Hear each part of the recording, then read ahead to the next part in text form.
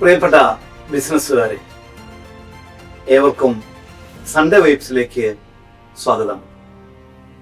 ഇന്ന് ഞാൻ സംസാരിക്കാൻ പോകുന്ന വിഷയം വളരെ പ്രസക്തമായ ഒന്നാണ്. കോമ്പറ്റീറ്റേഴ്സിന്റെ എണ്ണം കൂടിയതുകൊണ്ട് ബിസിനസ്സിൽ തോൽവി സംഭവിക്കുമ്പോൾ നമ്മൾ എന്ത് ചെയ്യണം? സുഹൃത്തുക്കളെ, ബിസിനസ്സിൽ മത്സരമുണ്ടെങ്കിൽ മാത്രമേ ബിസിനസ് ജീവനുള്ളതാകൂ. മത്സരമില്ലെങ്കിൽ വളർച്ചയും ഉണ്ടാകില്ല.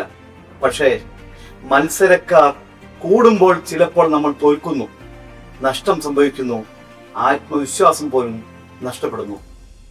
എന്നാൽ ഞാൻ നിങ്ങളോടൊരു കാര്യം തുറന്നു പറയാം. തോൽവി എന്നത് അവസാനമല്ല, അത് ഒരു തുടക്കമാണ്. ആദ്യമായി നാം ചെയ്യേണ്ടത് ഭയപ്പെടാതിരിക്കുക എന്നതാണ്. മത്സരം കൂടിയപ്പോൾ പലരും വില കുറയ്ക്കാൻ ശ്രമിക്കുന്നു. പക്ഷേ വില കുറച്ച് മാത്രം മത്സരിക്കുന്നത് ദീർഘകാലത്തിൽ നമ്മെ രക്ഷിക്കില്ല. അതിനു പകരം നമ്മൾ ചോദിക്കേണ്ട ചോദ്യം ഇതാണ്: എന്റെ ബിസിനസ്സിനെ മറ്റുള്ളവരിൽ നിന്ന് വ്യത്യസ്തമാക്കുന്ന എന്താണ്? ഇവിടെ ക്വാളിറ്റി, സർവീസ്, ട്രസ്റ്റ്, ഈ 3 കാര്യങ്ങൾ വളരെ പ്രധാനമാണ്. നമ്മുടെ ഉൽപ്പന്നം അല്ലെങ്കിൽ സേവനം ഉപഭോക്താവിന് യഥാർത്ഥത്തിൽ ഉപകാരപ്പെടുന്നുണ്ടോ? നമ്മൾ വാഗ്ദാനം ചെയ്തതുപോലെ തന്നെ സേവനം നൽകുന്നുണ്ടോ? ഉപഭോക്താവിന് നമ്മളോട് വിശ്വാസം ഉണ്ടാകുന്നുണ്ടോ? സുഹൃത്തുക്കളെ, ഒരു ഉപഭോക്താവിനെ നഷ്ടപ്പെട്ടാൽ നമുക്ക് നഷ്ടപ്പെടുന്നത് ഒരു വിൽപ്പന മാത്രമല്ല, ഭാവിയിലെ പല അവസരങ്ങളാണ്.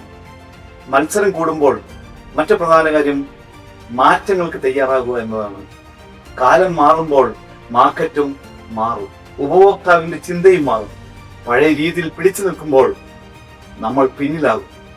പുതിയ technology, digital marketing, social media, ഇവയെല്ലാം നമ്മൾ പഠിക്കണം, ഉപയോഗിക്കണം. അതുപോലെ തന്നെ നമ്മുടെ തോൽവിയെ വിശകലനം ചെയ്യണം. എവിടെയാണ് പിഴവ് സംഭവിച്ചത്? ഉൽപ്പന്നത്തിലോ, സേവനത്തിലോ, വിലയിലോ, സമീപനത്തിലോ? ഈ ചോദ്യം സത്യസന്ധമായി നമ്മൾ സ്വയം ചോദിച്ചാൽ തോൽവി തന്നെ നമ്മുടെ ഏറ്റവും വലിയ അധ്യാപകനാകും. പ്രിയപ്പെട്ടവരെ, ഒരു കാര്യം ഓർക്കണം: മത്സരക്കാരെ ശത്രുക്കളായി കാണരുത്.